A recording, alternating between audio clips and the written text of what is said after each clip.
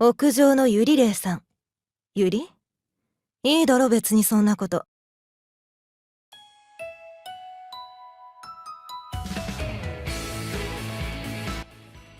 That was like unlikely for a character, wouldn't you say? Hey there, dear YouTube community, and welcome biggity back to Kindred Spirits on the Riggedy Roof or on the Riggedy Diggity Dog, something like that.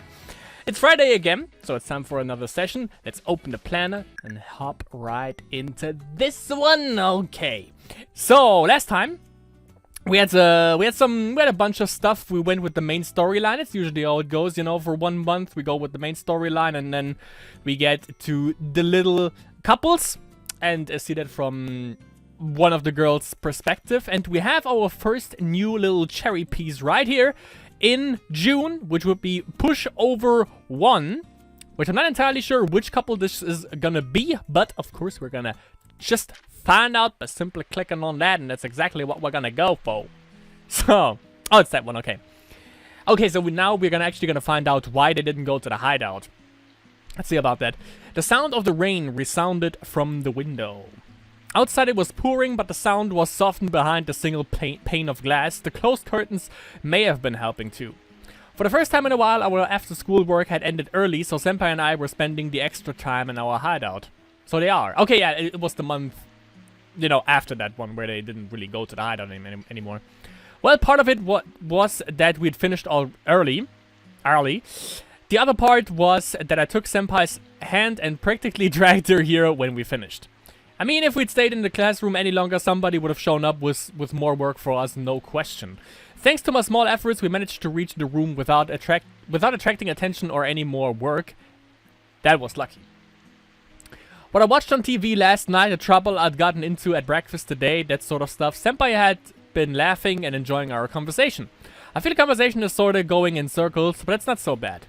After all, I'm alone with Senpai here.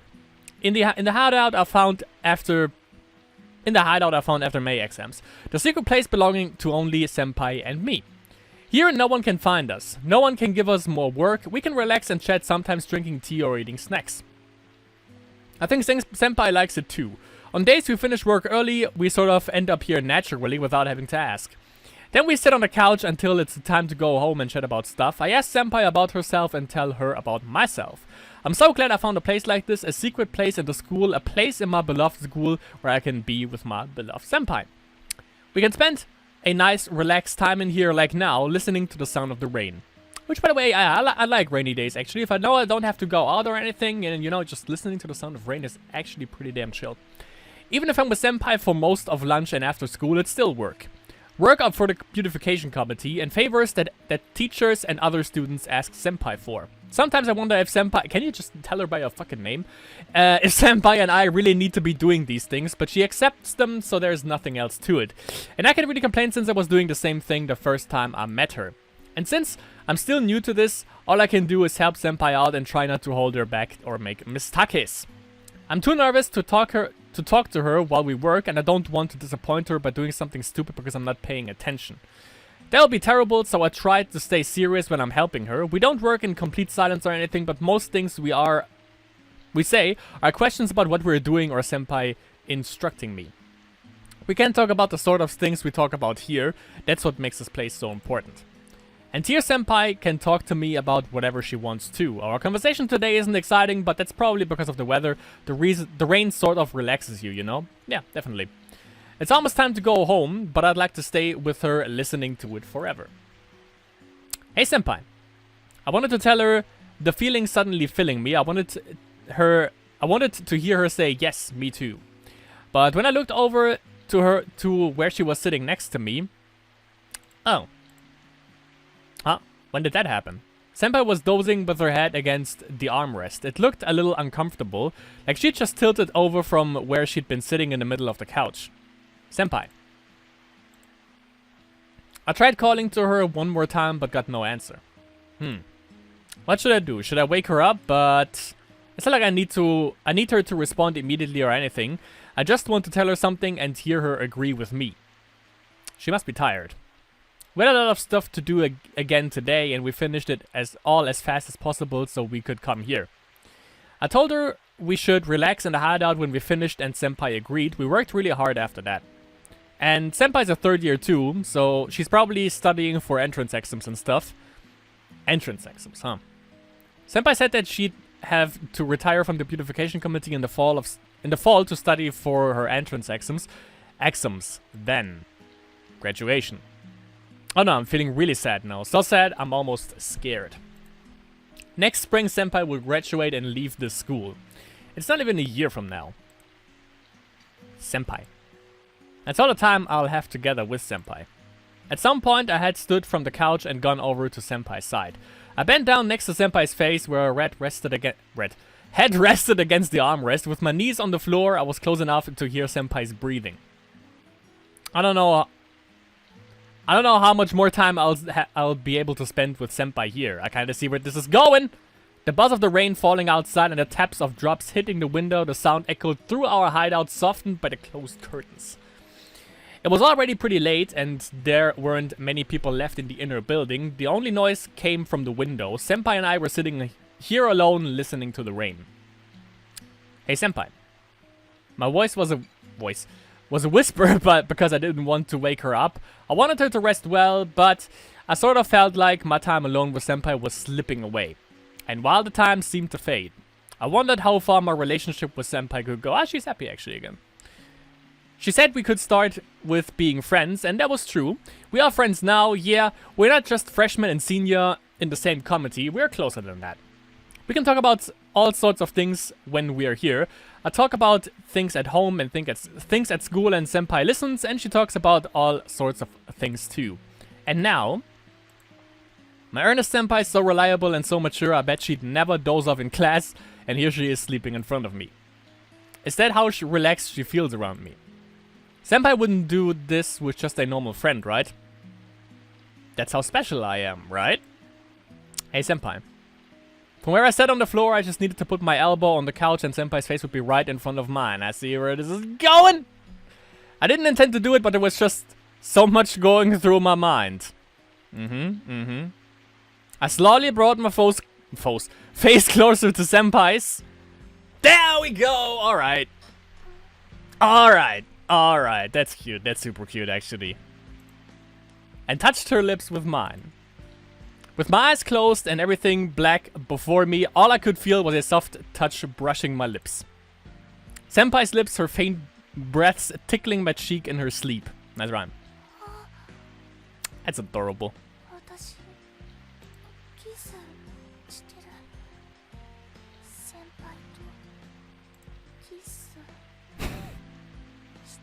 Nope, that was all. My head was spinning and forcing out my thoughts. My heart was pounding so hard it hurt, but it all seemed so far away. All I could think about was kissing Senpai. My mind was filled by only the sensation of my lips touching hers. Oh, that's adorable. That was all that was left. I wanted to stay like that forever. I just wanted to keep feeling Senpai's soft breaths against me. Did she? I wasn't thinking about anything else, like... What would I do when Senpai woke up? Oh, she's... Okay. And she woke up, I guess. Ah, yeah, she did, okay. The sensation of her lips suddenly pulled away and I heard her voice. In that instant, my whole body turned to ice. My head, my heart, everything. Ah, that's why I didn't come to the hideout. Makes sense, okay. I opened my eyes again and pulled away from Senpai so quickly that I fell back onto my butt from where I was kneeling.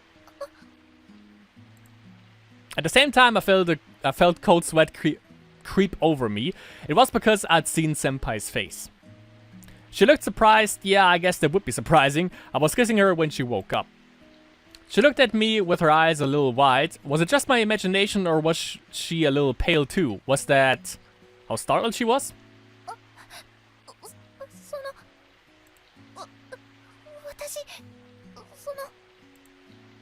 What do I do? What can I say? Should I give her an excuse like, what? No, I couldn't do that. I mean, it all just happened. I wanted to kiss her so badly that it just happened.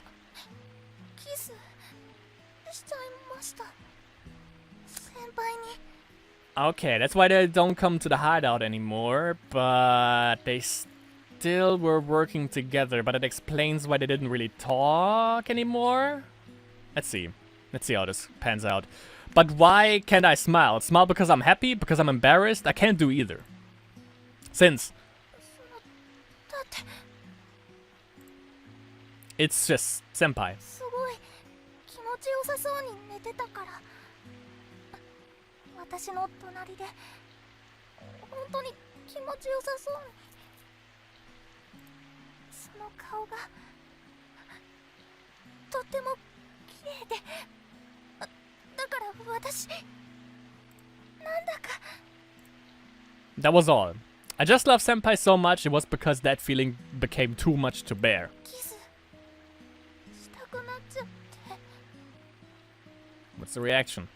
I don't know why, but I just wanted to so badly I couldn't stop myself. That was all, and yet. Why? キス Why is senpai crying? Where did those tears come from?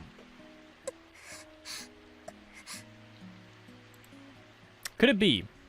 Could it be that I've done something I shouldn't have done? What should I do? What should I say? My head seemed to be filling again with those thoughts, but the only one that came out of my mouth was... ごめんなさい I sat and hung my head, no longer able to look at senpai's face. I was sitting on the floor with my hands sprawled forward, practically prostrating myself. It was the only thing I could do. That's how terrible what I did was. 私ごめんなさいごめん I choked on my words and had to grit my teeth to stop myself from crying. What was I supposed to do? How much do I need to apologize? 私勝手に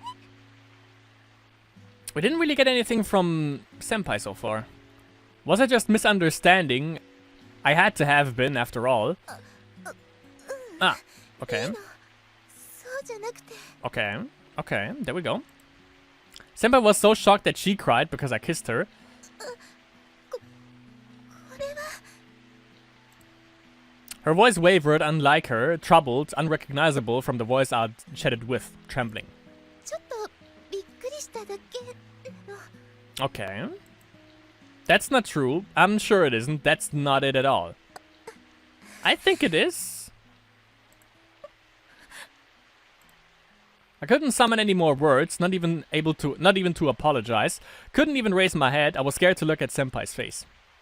Her frozen face like her voice. 今日はもう帰りましょう I see a similarity also with Futano-san and Ichikawa-san. Like, they too, when Futano, you know, when they were under the umbrella and Futano-san confessed to Ichikawa, they also were just, you know, let's just go shopping, and it's like, it's kind of the same thing, like right here, you know, let's just go home for now, you know, think about the stuff, and then maybe we can go on from that. We're gonna see if they actually, you know, but we know what happens afterwards, so it's gonna be interesting to actually see this from Senpai's side as well, to see what is going through her head, and not only what goes through the head of the one that is actually confessing for once. I heard Senpai's voice from above me. It was her usual kind voice, yet... えもう立ってマキちゃん Sounds okay. She was being kind to me, yet... Yeah, what's the problem? But her voice was like ice to me. Her words froze next to my ear and slid into my head. 私なんてことしちゃったんだろう That's the cool thing, by the way, because, you know, it actually is, it is really realistic, I think, in that sense. It's not just like, you know, oh yeah, come, like, you know, like, in chapter 2, kiss me, fat boy. It's not just like that, it's just really realistic how they actually react to that. And how Senpai, in this case, also reacted to that. Oh, does it, is this, no, that's not Koba, I think. Is it? No, I think that's the track team, I think. This one, oh yeah, okay, this one would be the, we're gonna make it, you know, like we did before. We're just gonna go through with the first couple, and then we go on to the next, basically. So this one is the second part to that, and according to the chibi character right here, we actually get to see it from the side of Senpai, it seems. Could be pretty interesting. I'm just gonna make sure that I check everything here so I don't forget, because, you know, it has been 1 week, obviously, for the people, for you lovely people that are watching. This one is, this one is Hutano-san, which is the most interesting to me, still. And here we have Operation Sparkling Sunshine with, it's the weirdest one. I think we saved that for the last. So, for now, obviously, we go with Pushover 2. Let's hope we see this from the side of Senpai here. Because I want to see what is going through her mind as well, not only from Maki-chan. Awesome. Maki-chan walked behind me through the hallway, just a step behind, really. But up until just recently, it would have been right beside me until that day. She still helps me with my work after school. That hasn't changed since then. Yet this step of distance has, and what changed it was Maki-chan kissing me, I think. I had nodded off a little and woke to Maki-chan kissing me. I was so surprised that I got a little teary, but Maki-chan had been so shocked to see my tears that she had dropped to the floor in apologizing right there. I hadn't gotten angry or condemned her, but I don't know if I fully accepted it, even if I told her that I forgave her for the kiss. But I had left things as they were, which created...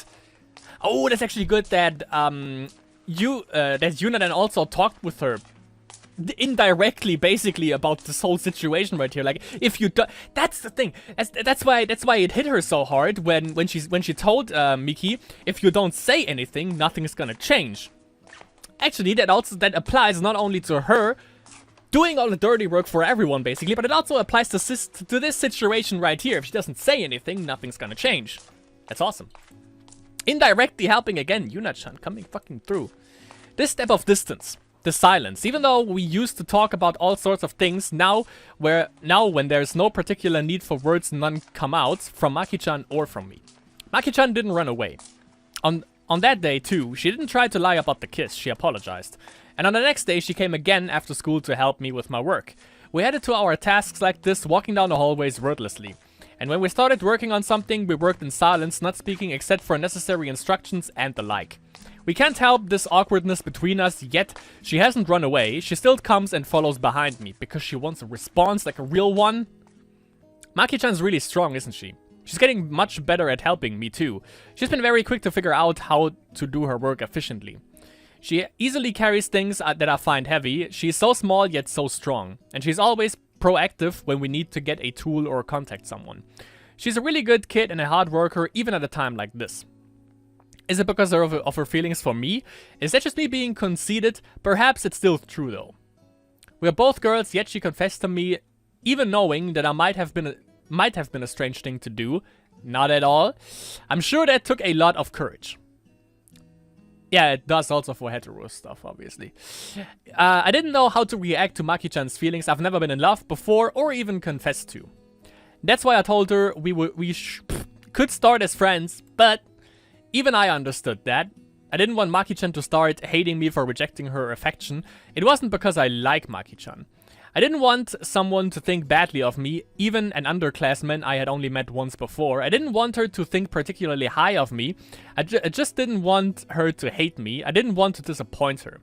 It was because I had thought that, and because I had hoped that Maki-chan would be able to understand me. That's probably why I had been so surprised by the kiss. Considering Maki-chan's feelings for me, I think I could have been partially at fault for dozing off in our hideout in the first place. But it had truly shocked me, not because I had hated her kissing me, but because she hadn't asked me first.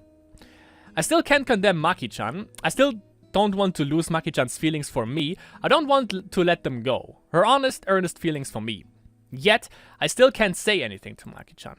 I'm sure she's waiting. Yeah, of course, that's why she's following you, still. For me to forgive her for the kiss, but I can't do it. Why? I wonder. As Maki-chan's footsteps echoed behind me, the question whirled around in my head with no answer. Yeah, as hard as it is to confess to someone, being in a situation like this probably is also even really hard to answer, because you don't really have one. I kind of understand that. Pushover 3. I think it's gonna end soon, because you know she's going in with the... Yeah, that was the conversation with Yuna, I think. I was alone today. Maki-chan, who was always by my side, walking just a little bit behind me, wasn't there today. She told me she had something unexpected to help with at home and had left first thing after school. She apologized again and again when she said it. I was just a little bit relieved and a bit lonely. Maki-chan hasn't spoken much to me since that day. She seems to be tormenting herself every day since. Today, I didn't have to see her acting so unlike herself. That's why I was relieved. I'm so selfish. I know I'm partially at fault for making her feel that way too. And to think I would still feel lonely without her around. This won't do. I'd stopped working. I'd forgotten how many stacks I'd put together. I let out a small sigh. I got myself back together, recounted the stacks, checked to make sure I had the order of the printouts right, and then... do you need any help? Ah yeah, there we go. Huh? I turned to the voice. At the entrance to the classroom stood a second-year girl with her hair in a ponytail. Well... Oh, my name is Tomi. I'm a second year. Satake-sensei asked me to help you out. That's a lie. Tomi-san, Satake-sensei asked her. Satake-sensei was the one who had asked me to put these together, but I didn't have time to wonder what to do. The answer just came out on its own like it always does. I said right. It's alright. It's alright though. I'll be done with this in no time. Maybe not. No time. But it wasn't something I couldn't finish on my own. I didn't need to ask anyone to help me. That's why I answered that way. But don't worry about it. I wasn't doing anything. It'll be quicker if we do it together. Tomi-san said. Coming into the classroom, she walked right over to the desk where I'd stacked all the printouts. After coming this far, it might be worse to turn her down now. I couldn't help but think that way. Really? In that case, could you help me out? Help me for a bit. Of course. Tomi-san glanced over the piles of printouts, then said, "Should we start by putting them all together first?" That sounds good. Then let's stack them in order on the desks. Right. Wow, this Tomi-san is impressive. She weighed the options out in her mind in no time. I appreciate efficiency too, so I had no objections to Tomi-san's suggestion. I lined up the printouts like she'd proposed. We arranged the piles so that we just have to staple them. This is for a first year class, isn't it? Seems like it. We were silent for a while we worked, barely saying a word to each other. How many staplers do you have? Well, only the one. Then want to start stapling them, senpai? I can finish the rest of the stacks. Sure. I stapled the completed printouts together, the sound of paper rustling, the snap of the stapler.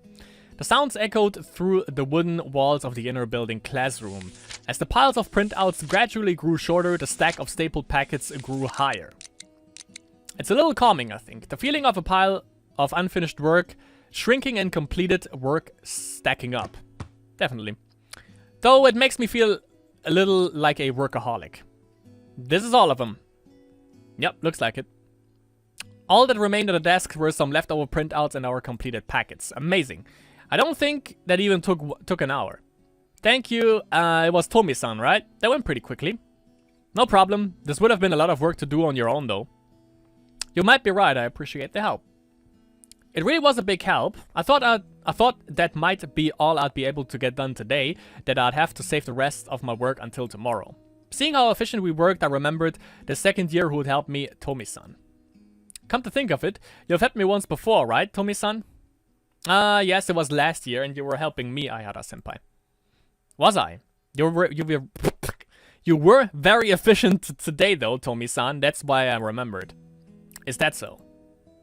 It was a long time ago. We hadn't talked much, and I think I'd only just heard her name, but I remembered you too, senpai. You were a lot of help back then, and you're quite famous, Aihara-senpai. Oh, you think so? Famous? She might be right. Famous enough for this girl to know me at least. Yes, you're always doing stuff like this after school, right? I see you around the campus a lot. Is that right? I'm a little embarrassed. I could only summon a bitter smile. What did she mean by famous, I wondered. Her face made it clear that she didn't seem to mean it is an entirely positive thing. She's good at reading people, however. We just need to bring these to Satake-sensei, right? I'll take them over. Oh, it's too much to carry on your own. It was a lot of work getting it all here. I'll help you. But that many papers can be pretty heavy. We'd have an easier time carrying them together, and I couldn't let Tomi-san do all the carrying herself after helping me. I was about to stand from my chair to pick up some of the printouts when This isn't something you should have to do, is it, Aihara-senpai? Huh? For a moment I couldn't fully process what Tomi-san had said. These are for a first-year class, right? This has nothing to do with you, senpai. This is just busy work, isn't it? Why? Why do you have to do this, senpai? I gradually figured out what she was asking. I had never imagined I'd suddenly hear those words, and coming from someone like Tomi-san, who I was barely acquainted with. I'm sorry, was it too much work helping me? No, not at all, I just want to know. Why do you do all this work for so many people every day, senpai? I understand the work you do for the beautification committee, but you get all this work that has nothing to do with that pushed onto you. Isn't it strange to you? Don't you ask yourself why it's you who has to do all these things? They are things they should be able to ask other people to help with or just do for themselves. But everyone asks you because you always agree. They rely on you, they even push simple things onto you. Don't you think you're just being used? Right. I just stared at Tomi-san's face. I wondered why she would say things like this. Why she would tell me things like this. It's the truth, and how I should respond to her. I think what Tomi-san was saying was completely natural, but I wondered what she had to say why she had to say it to me. She probably wanted to know my answer. That's what I thought. Like she'd said, it probably seemed like a strange thing for me to do. She probably wanted to know why I'm always doing this sort of thing. How could I answer her? I thought about it, and in the end, the thing is, I hesitated a little. I know that sort of thing does happen on occasion, all the time more like, but I'm sure I decided to come out with my honest feelings. Don't want to be of help to people or anything like that. Why? I don't know. I don't want people to be upset if I turn them down. I don't want people to think of me as cold-hearted or anything. Which is basically, though, when she doesn't reply to Maki, is basically what she's doing. She's being cold in that regard. At least, obviously, that's, you know, what Maki-chan is thinking. It's just that I don't want to betray people's expectations, I think. I may have wanted Tomi-san to listen since she'd asked me sincerely. I think I don't necessarily want to be praised by people for helping them. I just don't want them to think badly of me turning them down. I think that's why I can't say no. Because of this, I feel like I shouldn't say anything to people who take advantage of me. That's wrong. I wanted her to know about me. I don't think what you're saying is wrong, Tomi-san, but I can't help accepting them. I can't turn them down. I think about it sometimes. Not what you said about why I'm the one doing all the things, but that I wish someone would understand why I accept these requests. I know it's a selfish thought, but I've wanted someone to ask me why. I don't want them to praise me or tell me that I'm wrong, I want them to ask. I think that sometimes. But they won't understand what you're thinking if you don't say anything. There we go. And you won't understand what they're thinking either. Yes. Yes. If you don't say anything, if you don't tell them, nothing will change. Hit the nail on the head. They sounded like they were incredibly painful words for her to say. Because of her past. Now it all makes sense, yeah. If you also know her past, which we have seen. Yeah. Apparently she also didn't say anything back then. Because we didn't really get the whole reveal for Yuna. At the same time, Tomi-san suddenly picked up the stack of printouts so suddenly that I was left a bit dumbfounded where I sat in my chair. They were heavy, but she lifted them, and it's not going to be easier if you never say anything. Leaving me with those quiet words, she walked out of the classroom. I found myself glued to my seat, even though I could have caught her immediately if I had gotten up. For some reason, I felt like I shouldn't go after her, and unable to do so, I didn't feel hurt by Tomi-san's words. In fact, Tomi-san had seemed to be the one hurting from the things she said to me. That's what it sounded like, and I was sure. It was because she had the same sort of feelings I did, that she couldn't tell anyone. That's what I thought. I felt better off than just because I'd answered her questions. And she was probably only feeling worse after hearing my answer. I finally stood up alone in the classroom and tidied up the remaining printouts and stapler. They won't understand if you don't say anything, huh? I suppose she's right. But I never said anything. I just silently accepted everyone else. After spending all that time doing it, I think today was the first time I'd actually put in words. But it hadn't been to the person I wanted to tell. To the person I wanted to make understand. Okay. Yeah, now it also makes sense why it was so hard for Yuna to tell her that, because, you know, I was like, it's a little bit weird why she would be, like, all upset about that. But then we saw the past, you know, and then it all comes full force. Pushover 4. Was that the last? Yeah, I think that was the last we heard about them. So maybe we get Ayahara-senpai's answer right away? That would be interesting. Pushover 4, my friends. Let's go, let's do it!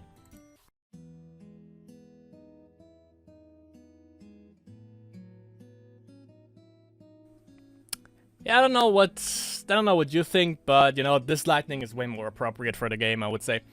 We hadn't been to our hideout in a while. Unlike that day in the middle of the rainy season, today it was hot with strong sunlight. On that day, the curtains had been blocking the sound of the rain. Today, they were blocking the sunlight.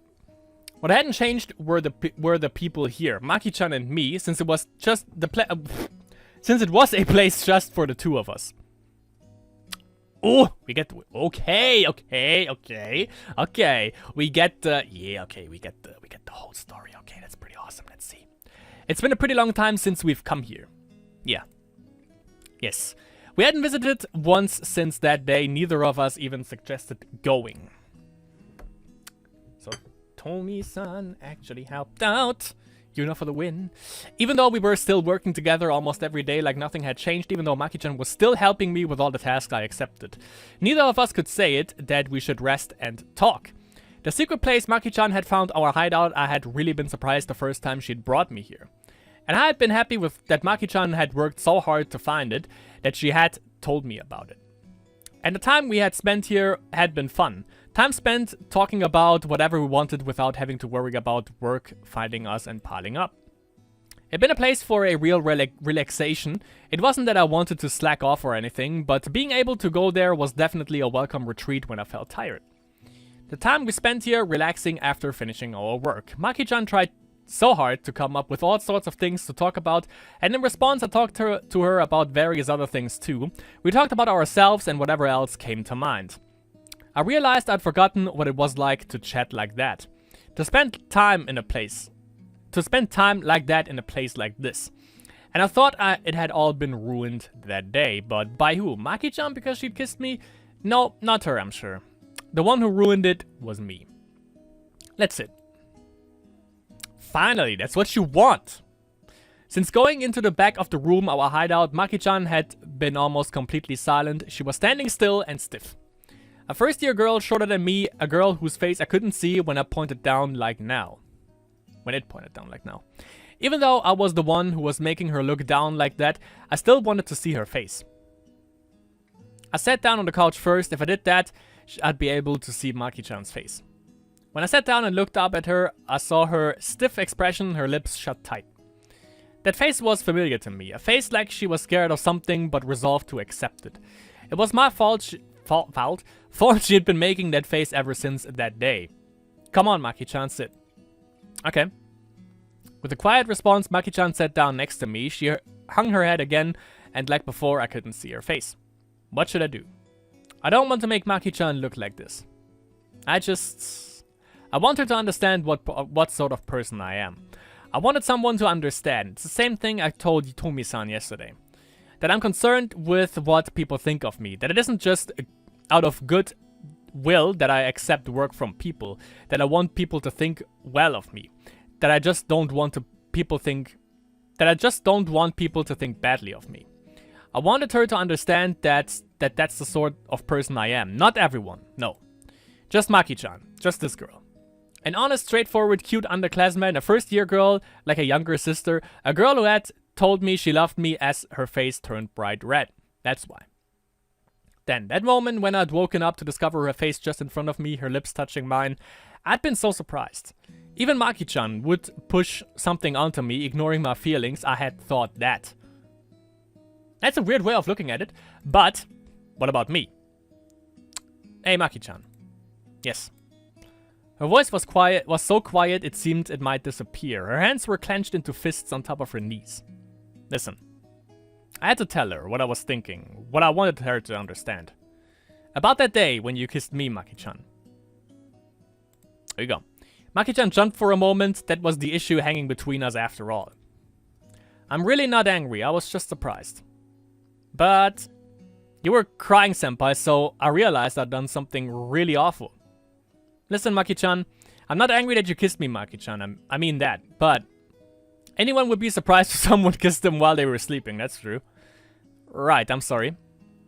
But I think I've been doing something awful to you for a while now too, Maki-chan. Huh? After all, you told me right from the beginning that you loved me, Maki-chan, and I told you we could start as friends. But all that time afterward, I never thought about why you might have told me that. Right. I never tried to understand what your love really was.